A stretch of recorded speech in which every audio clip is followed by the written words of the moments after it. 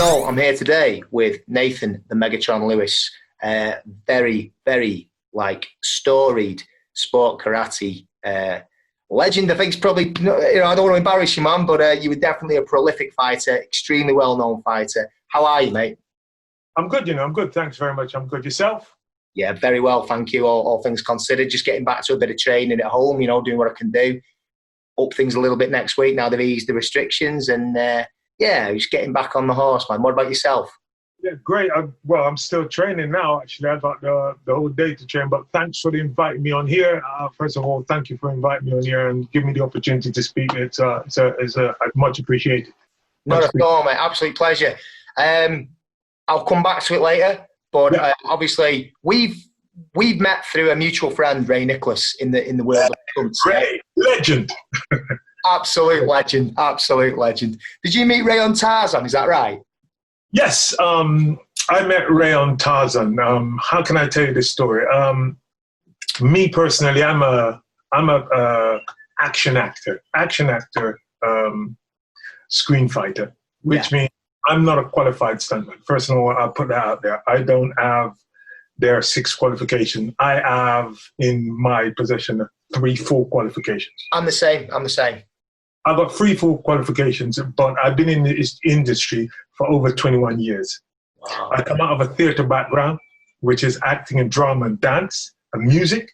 So I'm well trained in that department. And being a martial artist and a floor and what they call Vault champion in the club. That's where my skill lies, which enables me to do what I do. Wow. To date, I'm skilled in 12 weapons. The rest in fighting on the circuit, which made me a 3-time world champion, a 4-time European, whatever. 2 different. Well, I was going to ask about that, Nathen. So you are, an extremely well-known sport karate fighter from back in the day. And that was a very different scene back then. The UFC didn't even exist. So to me, the talent pool wasn't as dilute. You had a much deeper pool of talent. So you were like the man in what I would regard as the golden age of sport karate and professional kickboxing. So you mentioned it very briefly, but just go over a couple of your accomplishments, your accolades. And also, a couple of questions. What are your sort of memories of the scene, as it were, then? And if it had been different, if you'd been coming through in today's day and age and you'd had the option to go a different route, like MMA, would that have been something you'd have done, do you think? Okay, first of all, back in the day, we didn't have the publicity that they have now. I was there. And I can't blemish the era of today.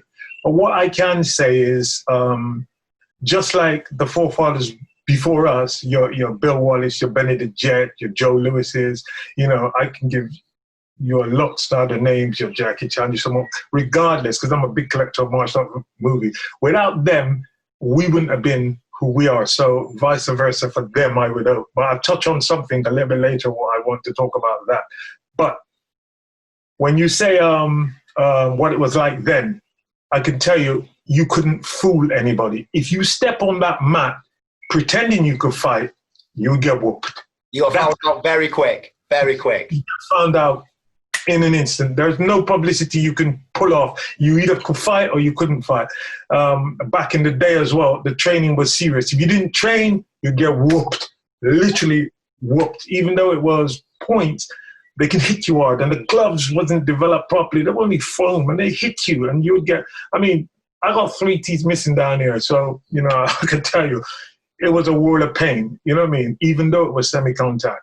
And I tell you what, mate, I've fought under every set of rules known to man. I've done some pro MMA, I've done some bare knuckle, and I've done plenty of, as they call it, light continuous. There's nothing light about it. I have come out with worse injuries from light continuous fights than I did from bare knuckle fights. That is the God's honest truth. And the Clash of the Titans, which we'll come back to in a moment, I have had some wars on there in, like you say, the old points mitts. And they were nothing. They were less than an MMA, mate. It was just bangers, wasn't it? It was great, though. Loved it. Happy days.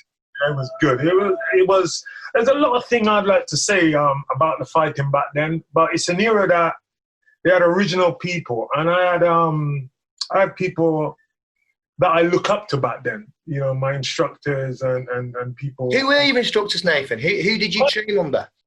I started off in traditional, and my first instructor was my actual cousin, Leonard Jackson.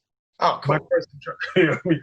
And then he was training with Byron Green, and then John Russell, and then I went to train with John Russell with him as well, and then Winston Greenwood is a full contact fighter, and Lloyd Allen, who becomes my outright instructor. And what a man! He's never ever craved for the limelight. I'd like people to recognize my instructor Lloyd Allen, because he was fantastic. Also, another guy, it was Trevor Johnson, who passed away and people didn't know. My heroes, like inspirational, Steve Babs, Frank Lynch. Yeah, I remember Steve Babs. Wow. Frank Lynch, you know what I mean? And also Alfie Lewis was this phenomenal kicker. I just absolutely, I remember sparring him in 87. And this guy just threw kicks around the side of my head. I think, if I ever could beat this guy, that would be my, like my world championship, if I can ever get near this guy. Well, you definitely got near him. You headlined Clash of the Titans 5, didn't you, against Alfie? Yeah. But he won. You know, it was a good fight, but he won. But I've beaten Alfie once out of, I think it's 3 attempts. And the day I beat Alfie is the day I turn around and say, right, if anyone faces me on the circuit again, I will whoop. And that's how a fighter thinks. I will whoop you upside down, you know what I mean? And I fought Taekwondo, and I got some great Taekwondo people, you know, Kenny Wharton, Kimmy Stone, Mike Lambert, you know, and one of the guys that I love to bits, you know, Ray Gale, Mark Ogborn, you know, the Iceman, Tony Sewell. I can mention many more. And because they've always been my friends, you know what I mean? People would, because politics was rife back then. You couldn't talk to who you're not allowed to talk to him. But I always sit with Mark Weir. Don't you forget Mark Weir. Awesome. He lives not too far from me. We always talk. You know, we always sit there and talk, and people we didn't care. Because I believe if you truly are a martial artist, you're meant to swap.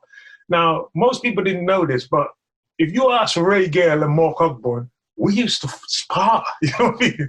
So that's one of my kicks of like, you know what I mean? Even though people used to talk, my friend Beres used to train in a bit of Taekwondo. He said, come train with me. So one time they were over Eastern Sports Center, and they had this massive class of joining in. So we pretend we were joining in with the Taekwondo, but we were sparring. Seriously. And Ray... I remember how bad the politics used to be. For anyone who is, you know, a younger viewer, right, the politics were out of this world. It was like the Karate Kid with the copper guy and Miyagi-Do. It was full on. And a bit of that has come back now, because I train in Brazilian Jiu-Jitsu these days, and you get the same bullshit again. And I've been through it once. I'm older, I'm wiser, I've got the T-shirt. I just want to turn up. I want to train. Do yourself, I don't give a damn if you're with him or him. It's all martial arts. It's all good. Just live and let live. There's more to life. You know what I mean? But it is what it is. Yeah. But to say that and that, I would not trade anything about that era mixing with Taekwondo, freestyle kickboxing. I've learned so much. But back to Ray, because I won't ignore Ray. Back to Ray, how I met Ray was I got this opportunity to work on Tarzan with a friend of mine who contacted me, Buster Reeves. I don't know if you remember Buster Reeves. Buster, I actually was, I remember Buster from the circuit, because when I was there as a cadet, he was like the man. And the thing I remember is I was there in like one of my first couple of FSKs in the late 80s. I was about 12 or something. And basically Buster, even though he was a big star even then, he'd been on record breakers, he'd broken the world record for kicks, he was the man. And he's still very approachable, humble, took the time to talk to you. Fast forward to 1997, and I was Buster's replacement on the English Kick Jitsu squad. There was myself, Gary Turner, Buster Reeves, Paul Grant, Paul Lynch, and David Breed, good friend of mine. and I ended up filling in for Buster because he'd been on the Gladiators TV show, and he was taking his holiday over to South Africa. So I actually got the starting position. That was one of the best performances of my life personally. I'm going to come back and ask you about yours in a minute. But yeah, and then meeting Ray later, and Ray had worked with Buster, and martial arts is an extremely small world, isn't it? It's great. It is because Buster, phenomenal kicker. Oh. So is Mike Lambert, right? So I've got to give Kenny Wharton and Kimmy Stokes. And don't forget Dave Oliver. You know, I never Ray. Alfie Lewis. Alfie Lewis is an animal with kicks. You know, he's one of my big brothers. I would just not have anybody talk bad about him because I've learned so much from watching him and fighting with him. And also, don't forget the Jedi, Kevin Burton, because I'll never forget Kevin Burton. This guy taught me how to fight and how to win. This is how I become phenomenal. And Sean Vieira, you know, Phil Allen, you know what I mean? Sean Vieira's with the Loud Guy, with Neville Ray's Loud Guy, wasn't he? Yeah, super. He's my club teammate as well. And Phil Allen, I'm from the same club as them. These people I can't forget. But back to Buster Reeves. Buster invited me to come along and work with them on Tarzan. And I was a bit, because being a person who's been out of this for a long time, you got to remember, I don't want to bring race into it, but you know, where I come from as an actor, it was difficult. I actually gave it up after coming out of theatre company because it was so hard to find work. I actually went and worked in a chocolate factory, believe it or not. Wow. You work in a chocolate factory because I'm thinking, this is just BS, you know what I mean? But Buster called me and said, come on, do this, you know. And I thought, and that was after, you know, Mike got me doing some stuff. So I went and done it. And I was there, and they asked me, they said, you know, have you done any falls? And I'm thinking, you mean falls? And they said, you know, fall from building. And I'm thinking these guys are thinking jump, you know, 2 meters. And at the time I was in the fire service, so heights, no problem. I'm like, wait, 2 meters. They went, not 2 meters. And I mean, what do you mean not 2 meters? They went, up more. And I'm thinking, up more, how far? So I turned to this dude who was an army specialist. And I said, how far do you think it'll be jumping in? I went, 4 meters. And he went, and I went, and you know what the brothers, you know, when we saw like, what do you mean? And he goes, and that's when I'm thinking, there's something not right about this. And I said, how high do they want me to jump from? He said, you know the high diving board in the swimming pool? And I went, come again? And he went, you know, about that high. And I went, you telling me the Olympic diving height into a, and he went, yeah, about that. And I went, dude, I said, I'm a firefighter. They teach us to hold on and climb, and I climbed 32 meters high cage and come down. But let go and jump into, I said, you lost your knackers? He went, no, you're going to have to do that because you're jumping and you're doubling him. And I was like, what the hell? So Buster started to laugh because him and Mike was laughing. They go, oh, no, we're training you. So they took me outside, took me down to this bar. Don't you laugh at me. I'll try not to. Look, serious person. Go on. And they went, right. Now, we're just going to teach you how to do this, right? And Ray is to one side. This is how I look at Ray, and Ray's like, and he goes up and he goes, put me in this kind of cherry picker, and it's going up and up and up and up and up and up. And you know, like when something's getting smaller and smaller? Yeah. And I'm like, what the? And he went, now, we're going to train you. And on you, we got this kind of a go-to. So all you need to do is step off. And I'm looking and I'm thinking, you want me to step off? And he goes, yeah. Buster goes, just step off. And I'm thinking, there's nothing down there. You mean step off? There's nothing down there. He said, step off. And Ray looks up at me and he goes, what the bloody hell just did you must get down here? And I went, and you know them cartoons when your eyebrows are left up there and yeah. Like, and then you go down and follow you? Man, it was like that. I just went, and I came down, and I kid you, when I stopped, I was like that, frozen, and I see the corner of my professional vision like that, like out the side of my eye, I see this nurse running like this. do you want a sedative? And I watched Buster rolling, laughing like that. Laughing. And they're laughing and they're like giggling. And I was like, this, because my feet was kicking I was like out of control, whatever. It was just mad. Like a Wile E. Coyote cartoon or something, you know? Worse. And Buster went, don't give him no sedative, send him back up. So they put me in there. And I'd go up and I'd come back down the same way like that. And eventually I got used to it. And then Ray said to me, look, man, you're a martial artist. Step out like you commanded. So I did. And then I got it. And he said, man, you got it. Back up you go. He said, now enjoy what you're doing. You know what I mean? So I tell you, I actually teach some sessions with Ray. And I learn every time when we're doing fight choreography, I learn more and more and more. But just as an instructor, as a coach, a mentor, he's top notch, isn't it? He is the man.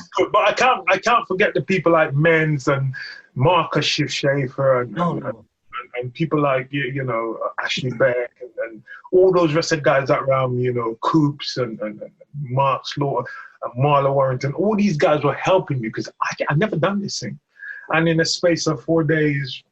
I've done some stuff that I can comfortably look and say, and Ray was all Ray he could get because now remember, just make sure I can't even do his accent, but he's I'm working on a Scouse accent, I can't do it. Hilarious.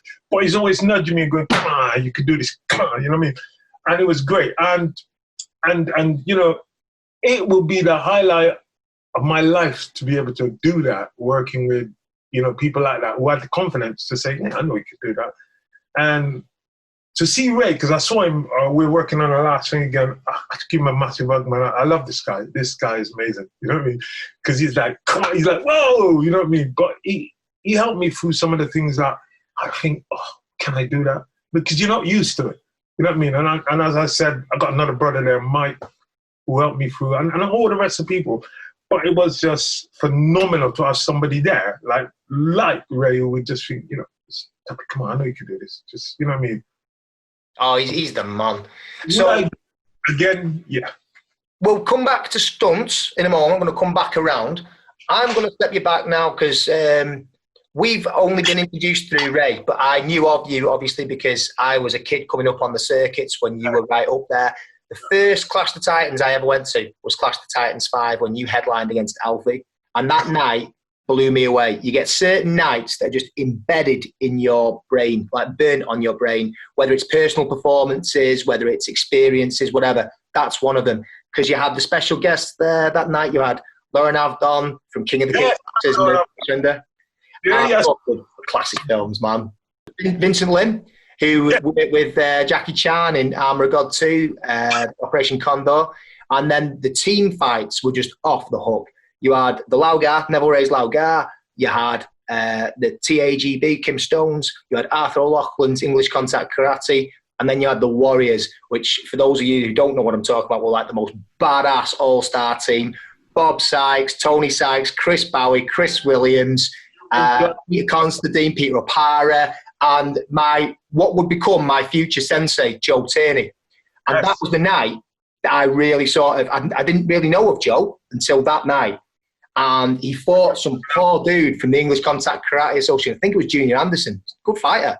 But Joe absolutely mullered him. And twice, literally turned the guy inside out, like backflipped him over with sweeps, because that was Joe's thing. And then he was fighting a guy from Laugar, Brian Nelson. And they never got up. And it kicked off royally. And the whole thing nearly went. And I remember that. But I was watching this as a 13-year-old. I was already blown away by his performance. And then I saw him kicking off and I was thinking, yeah, I need to learn that. Brian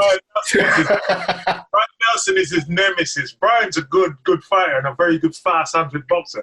Brian is one of the guys we call pound for pound one of the best lightweights in the world. And Brian is always Joe Turney nemesis. So we always say to Brian, you got fast hands. Go out there and dazzle him like Sugar Ray. And whatever Joe did, Brian would wind him up.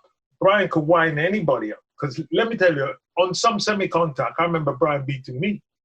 And on sometimes, and I can remember beating Brian on something. And Brian don't like losing. But pound for pound, Brian was one of the best lightweights in the world.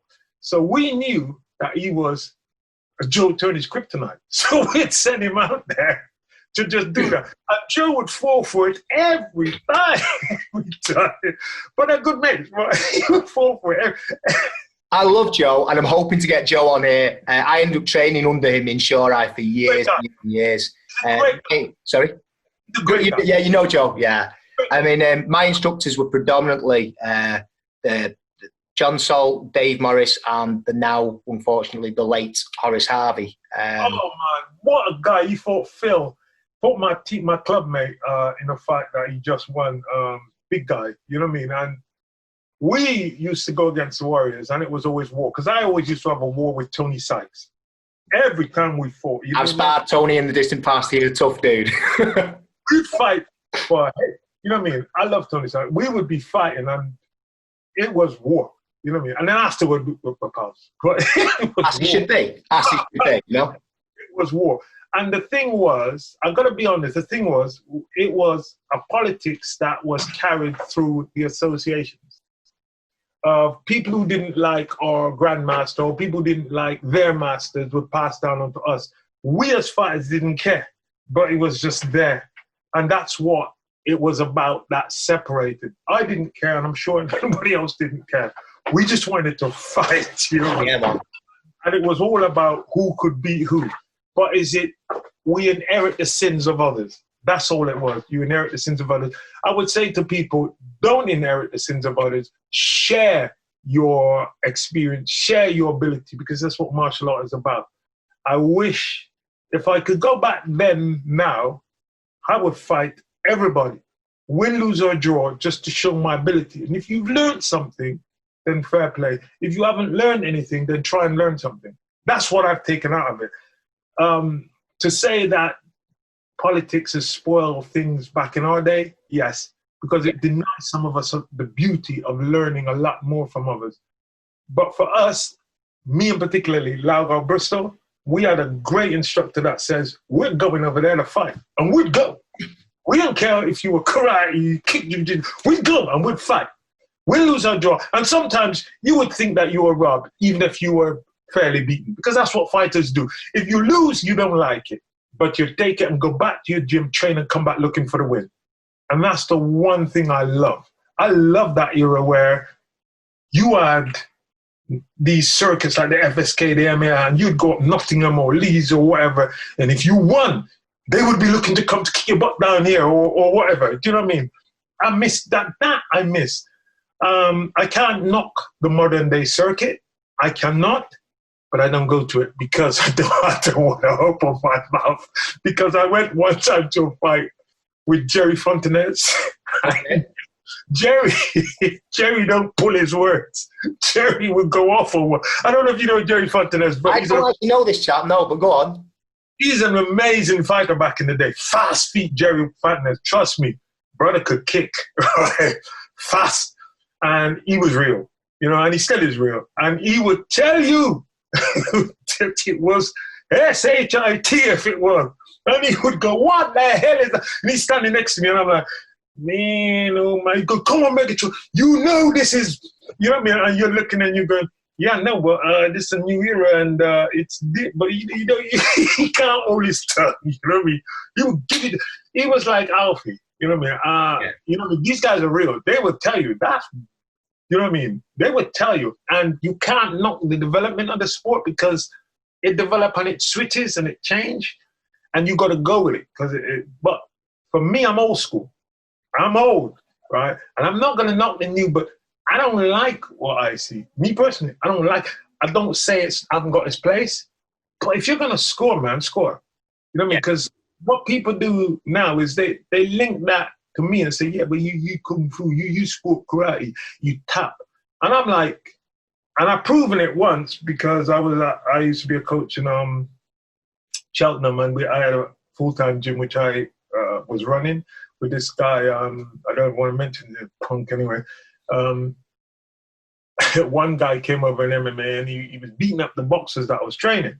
This is just a story. And I asked him not to hit the middleweights and lightweights because you can spar without hitting somebody hard. You can learn your technique. And when it comes to you ready for your fight, I get your heavyweight that can fight you and you can go to the ground or whatever. So he didn't believe that the semi-contact was a good fight, as in a fight, you know what I mean? So I thought, okay, with 4-inch gloves, I'm going to let go. I don't have to pull. So shut the cage door, ring the bell. I think I gave him 5 kicks full on and he hit the deck. And I'm saying to him at the time, I was 51, I'm saying to him, dude, if I'm 51 and you can't handle me in a stand-up, you're going to fight a 27-year-old who trains 5 days a week with nutrition, with coaches, you're going to be able to hack it. And that's the first time I think few people realize that actually a semi-contact guy isn't necessarily mean that he can't or she can't fight. It means that's the particular field they choose to. And if anybody knew about our club, our instructor was Winston Greenwood. Yes. And he was a European full contact champion. He fought Steve Tabner. And there's another guy who got some I got a lot of respect from hard guy back in the 80s, man. That brother could bang. You know what I mean? I think he was called a hammer. I think he was a hammer. Yeah, that sounds familiar. He was hard, man. So our club was out of a full contact club, which people didn't understand. And I'm thinking, do not judge. And this is what I'm saying to people today. There's a few people out there who and I'm going to say this to you, who, when this thing's over, I'm going to visit their club because I hear something. I would like people to probably come with a camera because I'm going to go there and I'm going to say, well, you know, I'm going to spar with you because you're open now. And I'm old school, you know what I mean? I don't like that, you know, I don't like that. I'm the type of guy that, like, look, I respect everyone's muscle, but when you're talking, oh, you don't know this, you don't know, I want to see what you got. I want to learn. I want to learn if you're that good. So I'm going to go. But like I say to one particular person, I'll kick you once and you're going to stay kicked. You know what I mean? I'm not playing with you because at the end of the day, some of these people believe that, you know, they believe their own hype. They believe their own bullshit, to be honest. It's, yeah, I mean, again, this is a little bit of sort of politics and what's fashionable and everything. And where it comes from, you got the early UFCs, you got Hoist Gracie, who's a phenomenal martial artist, tough as they come, and actually graded me for my blue belt in Brazilian Jiu-Jitsu and UFC Hall of Famer. And he smashed people. Why?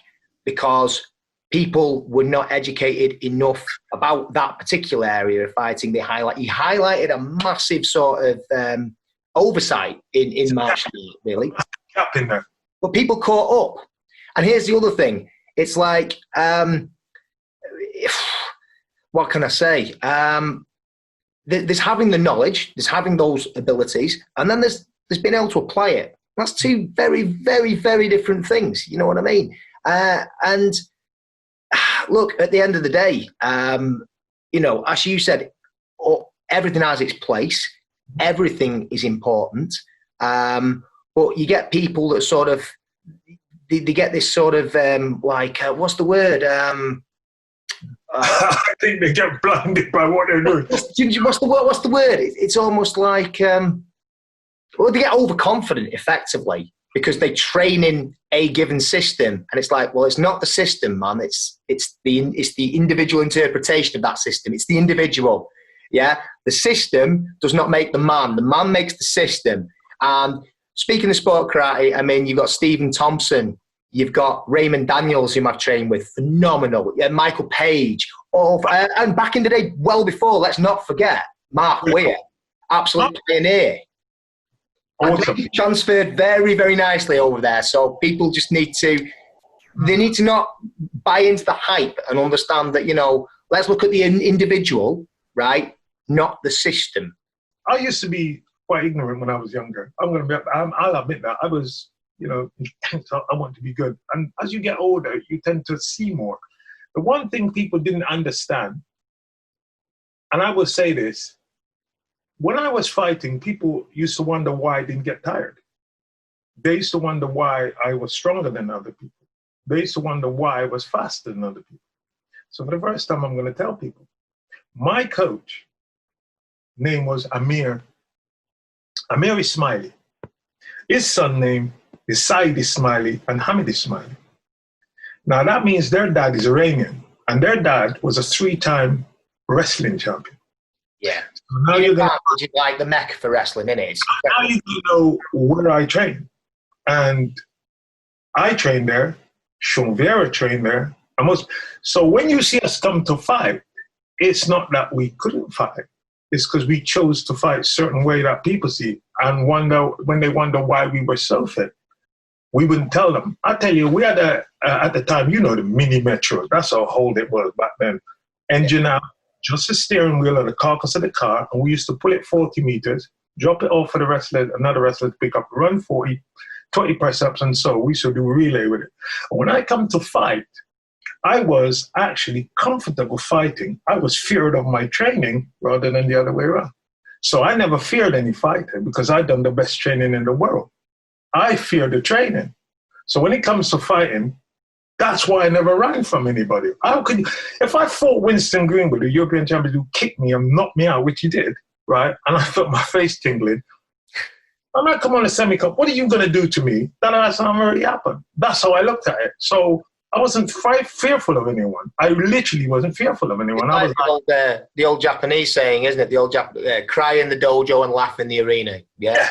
Yes. So it was a pleasure finding people. I was like, what can I learn? I was always wanting to learn. And man, when I get beaten, I was disappointed. When I win, I was like, yeah, okay, I won that. But what did I learn?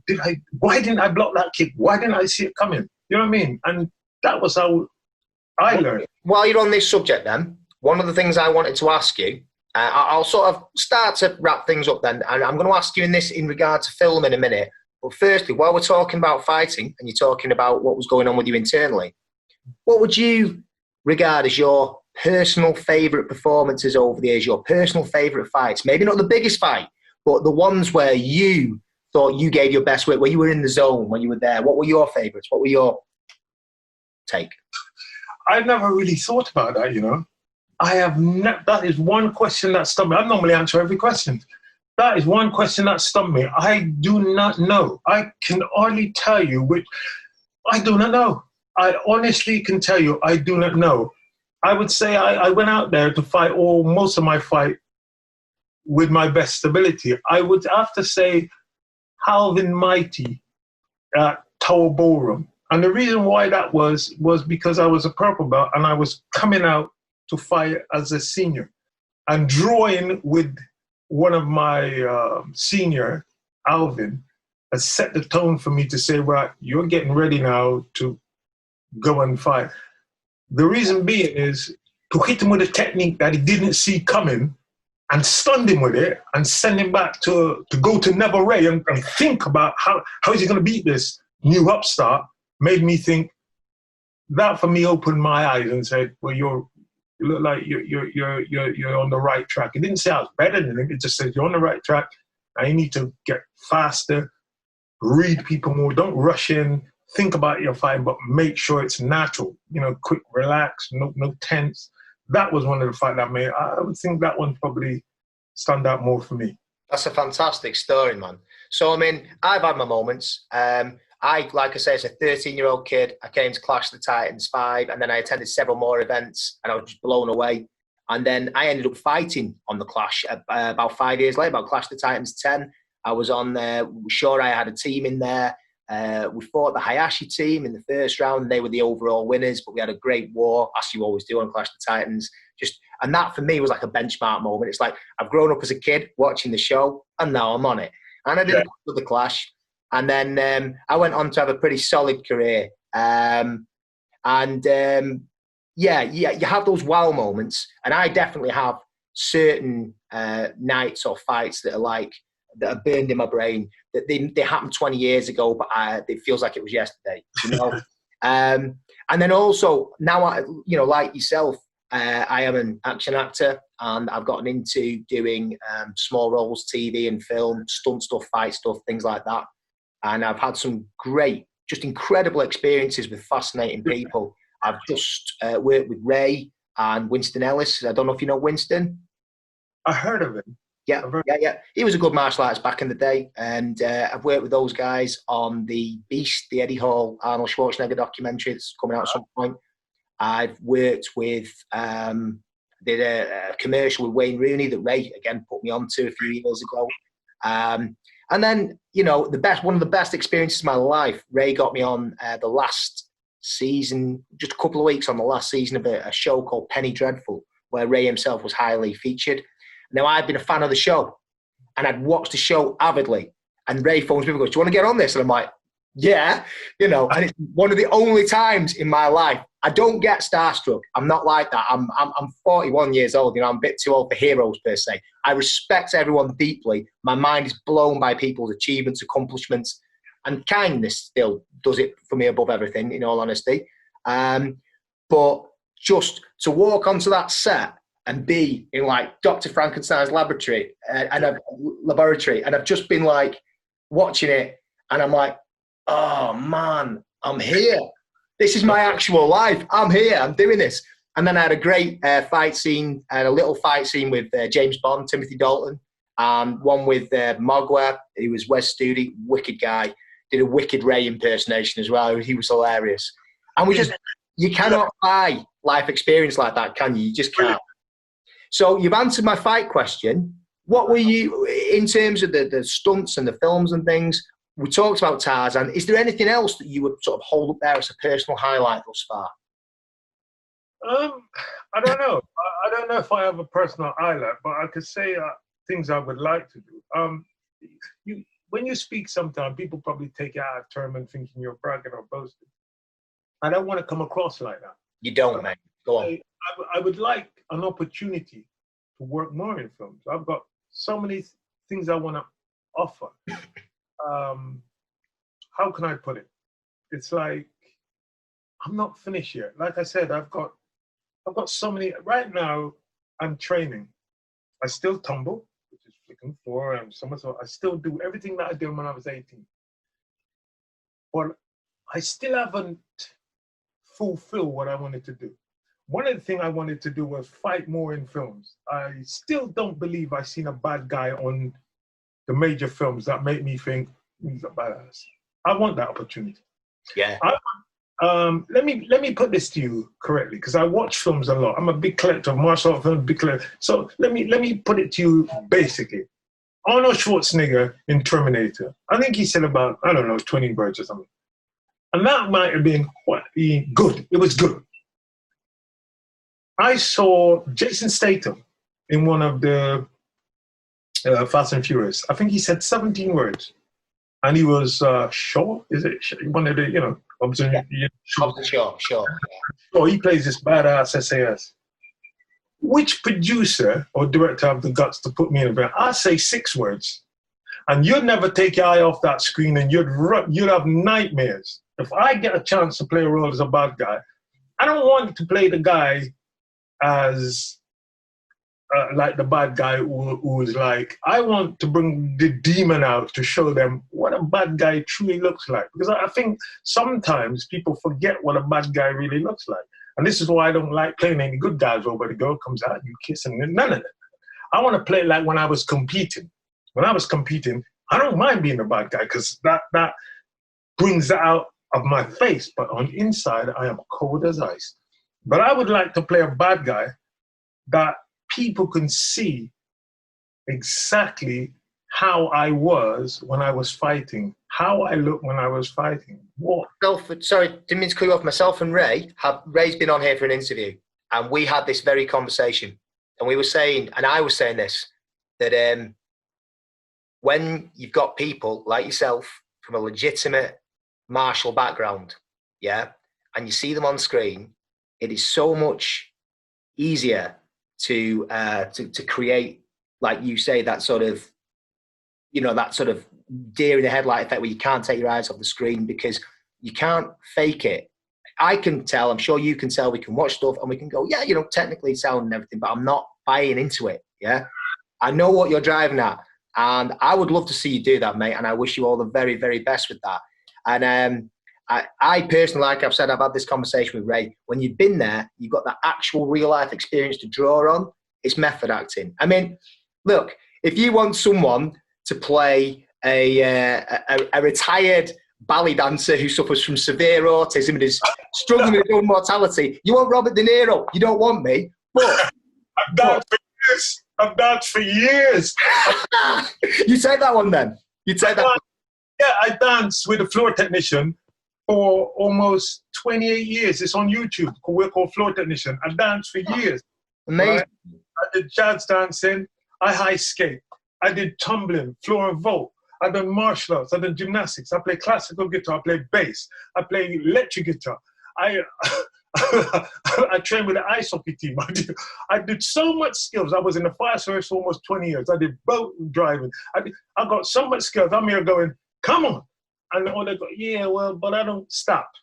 Let's just cut the cat. Let's get to the point. Well, I did not know that, man. And maybe you could hack that role. I couldn't. But I like, you know, I'm typecast as a bad guy. I mean, look at me. I'm like, my boy band days are over, you know. It's more wrong direction than one direction. It's I look like Rent a Henchman, and I'm cool with that, because when I was growing up, I never actually. I was hugely influenced by Bruce Lee, who I prayed to at Christmas, and Jackie Chan, and I loved their movies, and that was always a massive influence for me. It inspired me for the real life competitive fighting that I was doing, and it inspired me to eventually progress to films and TV as I have done. And I never, ever wanted to be the star, though. I wanted the Bolo Young role. I wanted that henchman role. The guy, like you say, that just says a couple of words, that has the vibe, has the badass fight scene. So I think you and I have got a similar aspiration in that respect, my friend. And I wish you all the best with it. And yeah. And I think I've actually gone through all my questions, Nathen. So what I will do, I will wrap the interview up. Don't jump off straight away. I'll just have a quick chat with you. And mate, I've enjoyed it so much. This is the first time we've spoken in person, even though I've known of you for decades and we've never actually met. So weird coincidental thing, and a pleasurable one. Thank you so much for your time, Nathen. Thank you. Cheers, man. Take care.